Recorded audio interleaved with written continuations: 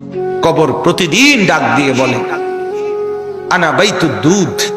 প্রত্যেকের কবর প্রত্যেককে ডেকে বলে, ও আল্লাহর বান্দা, জানো আমি পোকামাকড়ের ঘর, পোকামাকড়ের ঘর।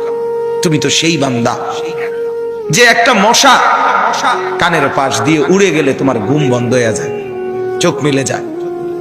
একটা মশার গুনগুন আওয়াজ সহ্য করতে পারো না। একবার কয়েল, একবার অ্যারোসোল, একবার মশারি, এরপরও তুমি চাও যে একটা মশাও যেন আমার কানের কাছে গুনগুন না করে। তো 5 ঘন্টার ঘুমের জন্য, 6 ঘন্টার ঘুমের জন্য বান্দা এই যত্ন নিলা, অনন্তকাল কিংবা বছরের পর বছর কবরের যে ঘুম দিবা, পড়ে থাকবা সেই ঘরে, পোকা মাকড়ের ঘর, সেই ঘরে তুমি ঘুমাইবা কেমনে, থাকবা? আমার বাপ, আমি থাকবো কিভাবে? আমি থাকবো কিভাবে বলে? ভাবেন, আমিও ভাবি, আপনিও ভাবেন। উসিকুম ওয়া ইয়া, আপনাকেও বলছি, আমাকেও বলছি। এই এখন ঘরে গেলে আমরা সবাই ল্যাপ আর কম্বলের নিচেই তো শুয়ে যাব বাপ। কিন্তু একবার ভাবেন তো, যার মা কবরে, মার কবরে ল্যাপ কম্বল আছে কিনা? যার বাপ কবরে আছে এই মুহূর্তে, বাপ আপনি ভাবেন তো। আমার এক পরিচিত মানুষ একতলা বাড়ি করছে ঢাকা, 4.5 কোটি টাকা খরচ করে, শুধু একতলার মধ্যে খরচ করছে। কিছুদিন আগে ইন্তেকাল করছে। ছেলেরা, তার গ্রামে জানাজা হবে পরের দিন দুপুরে। সন্তানরা ওই শেষ রাতটা হাসপাতাল থেকে লাশটা বাড়িতে আনে নাই, ওই 4.5 কোটি টাকার বিল্ডিং এ রাখে নাই, হাসপাতালেই রেখে দিছে। পরের দিন ওইখান থেকে অ্যাম্বুলেন্সে করে এরপরে গ্রামের বাড়িতে নিয়ে দাফন কাফন করে দিছে। এখন এটা তো করোনার কালে নাই, এখন ইদানিং 10, 15, 20 দিন আগের কথা। কি সাজাইলেন, কার জন্য সাজাইলেন, কি বুঝলেন, কি ভাবলেন? আপনি ভাবেন। এজন্য কবর প্রতিদিন বলে, বান্দা তুমি কেমনে থাকবা? অগণিত পোকা মাকড়, অগণিত পোকা মাকড় তোমাকে ঘিরে ধরবে, কেমনে থাকবে? কবর বলে আনা বাইতুল ওয়াহদা, আমি একাকী ঘর, একাকী ঘর। ও আল্লাহর বান্দা, আমি একাকী, ডানে বামে কাউকে পাবা না। পৃথিবীর সবচেয়ে বড় যন্ত্রণার নাম হলো একাকিত্বের যন্ত্রণা, একাকিত্ব। পৃথিবীর সব সম্পদ যদি কারো ঘরে থাকে, সুখের উপকরণ থাকে, কিন্তু স্ত্রী নাই, ছেলে মেয়ে নাই, আপনজন কেউ নাই, ওই ব্যক্তি একাকিত্বের যন্ত্রণার সামনে গোটা পৃথিবীটার সব উপকরণ তার সামনে তুচ্ছ। আল্লাহ তাআলা বলতেছেন, ইরশাদ করছেন সূরা মুলকের 23 নম্বর আয়াত, কুল হুয়াল্লাযী আনশাআকুম। আল্লাহ তাআলা আমাদের প্রিয় নবী সাল্লাল্লাহু আলাইহি ওয়াসাল্লামকে লক্ষ্য করে বলেন, নবী আমার, বন্ধু আমার, আপনি বলে দেন। কাকে বলবেন? আপনার উম্মতকে, আমার বান্দাকে। এরা আপনারও উম্মত, এরা আমারও বান্দা। আমি তো আপনার কাছে নাজিল করে বললামই, এবার আপনিও বলে দেন যে আপনারও কথা এটা। তো যখন আপনার বান্দা, আমার বান্দা বুঝবে যে এই কথাটা আল্লাহরও কথা, আমার রসুলেরও কথা, তো এরপরে তার আর প্রত্যাখ্যান করার সাহস হবে না, হিম্মত হবে না। কারণ আমি প্রত্যাখ্যান করব কেন? আমি মুসলমান, আমি মুমিন, আমি আল্লাহর কথা ফিরিয়ে দেই কিভাবে? আমি রাসূলুল্লাহ সাল্লাল্লাহু আলাইহি সাল্লামের কথা ফিরাইয়া দেই কিভাবে?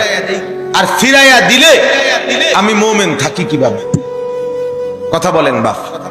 এই পৃথিবীতে ইনসাফের দাবি, বিবেকের দাবি, আমরা যারা মুসলমান পরিচয় দেই, আমাদের জিন্দেগীর সবচেয়ে বড় দাবি হলো আমাদের জন্য উচিত আল্লাহ এবং তার রাসূলের কথাকে গ্রহণ করা। কিন্তু বড় আফসোসের ব্যাপার হলো আমি আপনি সবাই সবচেয়ে বেশি প্রত্যাখ্যান করি আল্লাহ এবং রাসূলের কথা। সামান্য থেকে সামান্য ব্যক্তির কথাও এক ডাক্তার বলে দিছে বাঁচতে হলে আর কোনোদিন মিষ্টি খাওয়া যাবে না, 30 বছরের জন্য মিষ্টি খাওয়া ছেড়ে দিছে। এক ডাক্তার বলে দিছে বাঁচতে হলে আর চিনি দিয়ে চা খাওয়া যাবে না, আজীবনের জন্য ছেড়ে দিছে। আমাকে বাঁচতে হবে। তাহলে আপনাকে যদি শুধু হায়াতে বাঁচতে হয়, আপনাকে তো জাহান্নাম থেকেও বাঁচতে হবে। কথা বলেন না কেন? দুনিয়াতে যেরকম আপনি চাচ্ছেন আমাকে বাঁচতেই হবে, অতএব কষ্ট হলেও মিষ্টি খানা ছেড়ে দিলাম, চিনি খাওয়া ছেড়ে দিলাম, তা আপনি কষ্ট হলেও আপনাকে তো জাহান্নামের আগুন থেকেও বাঁচতে হবে বাপ। তো সেই জাহান্নামের আগুন থেকে বাঁচতে হলে আল্লাহ এবং তার রসুলের নিষেধগুলোও তো ছেড়ে দেওয়া উচিত, গুনাহ তো ছেড়ে দেওয়া উচিত বাপ। আফসোসের বিষয়, একই ব্যক্তি নিজের এই সাইড বোঝে, ওই সাইড বোঝে না। এটা কি বোকা? এটা তো বোকা ছাড়া আর কিছু না বাপ। আল্লাহ তাআলা বলেন, বান্দা তোমরা তো ভালোই বুঝেছ দুনিয়ার জীবনের উপরের অংশ, কিন্তু তোমরা ভুলে তো গেছো তোমাদের আখিরাত।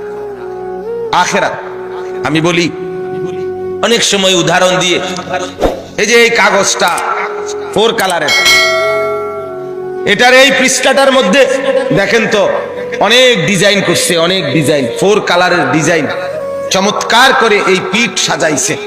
কিন্তু এই পিঠ খালি, এই পিঠেতে কোনো কিছুই না, সাজগোজ। তো আল্লাহ তাআলা যেন বলছে, বান্দা মাটির উপরে তোমার যেই ঘর, সেই ঘর তো খুব সুন্দরভাবে সাজাইলা, ইট বালু সিমেন্ট, ময়মনসিংহ থেকে বালু আনছো, সিলেট থেকে পাথর আনছো, 1 নাম্বার ইট 1 নাম্বার বালু, এরপরে টাইলস, এরপরে খাট পালং sofa furniture, fridge AC, dining table, চায়ের কাপ, কাচের প্লেট, লবণের বাটি, অত্যাধুনিক সাজে পুরা ঘরটা সুন্দর করে সাজিয়েছ। বান্দা এই পিঠ তো খুব সাজাইলা, তো তুমি কি জানো মাটির নিচে তোমার আরেকটা ঘর আছে? সেই ঘরের নাম তো কবর। আমার বান্দা, আল্লাহ যেন বলছে, আমার বান্দা মাটির নিচের ওই ঘর, সে ঘর সাজাইবা না? সেটাও তো তোমারই ঘর। কি ভাই, শেষ বেলায় আমার বাপ, আমার ভাই, আমার বন্ধু, রাত অনেক হয়েছে, আমি ইচ্ছে থাকলেও লম্বা করতে পারবো না ভাই। আমারও ফিরে যাইতে হবে, কুমিল্লা ক্যান্টনমেন্ট যাইতে হবে। আমি আজকে গত শুক্রবারে বের হয়েছি, এখনো পথে পথে আছি, বাসায় যাই নাই আজকে 5-6 দিন। তো আমি বলতে চাচ্ছি আপনাকে এই কথা, মাটির নিচের ওই ঘর, সেটা আপনারই ঘর, সেটা আমারই ঘর বাপ। সে ঘর সাজাবেন না। সে ঘরে এভাবে ভুলে গেলেন, এভাবে ভুলে গেলেন।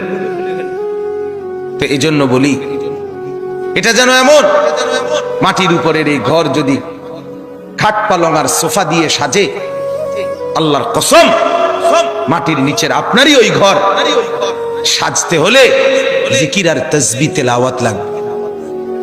এই ঘর সাজবে খাট পালং দিয়ে, ওই ঘর সাজবে জিকির তাসবিহ তেলাওয়াত দিয়ে, আল্লাহ তাআলার গোলামি দিয়ে। প্রতিটা সেজদা ওই ঘর সাজিয়ে দেবে, প্রতিটা জিকির ওই ঘর সাজিয়ে দেবে, প্রত্যেকটা বন্দেগী আপনার কবরের ঘর সাজিয়ে দেবে। কবর প্রতিদিন ডাক দিয়ে বলে, আনা বাইতুদ দুধ। প্রত্যেকের কবর প্রত্যেককে ডেকে বলে, ও আল্লাহর বান্দা, জানো আমি পোকামাকড়ের ঘর, পোকামাকড়ের ঘর। তুমি তো সেই বান্দা যে একটা মশা কানের পাশ দিয়ে উড়ে গেলে তোমার ঘুম বন্ধ হয়ে যায়, চোখ মিলে যায়।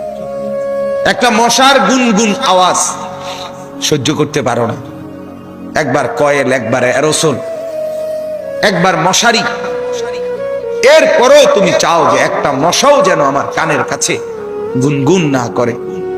তো 5 ঘন্টার ঘুমের জন্য, 6 ঘন্টার ঘুমের জন্য বান্দা এই যত্ন নিলা, অনন্তকাল কিংবা বছরের পর বছর কবরের যে ঘুম দিবা, পড়ে থাকবা সেই ঘরে পোকা মাকড়ের ঘর, সেই ঘরে তুমি ঘুমাইবা কেমনে, থাকবা কি? আমার বাপ, আমি থাকবো কিভাবে? আমি থাকবো কিভাবে বলে? ভাবেন, আমিও ভাবি, আপনিও ভাবেন। ওসিকুম ওয়া ইয়া, আপনাকেও বলছি, আমাকেও বলছি। এই এখন ঘরে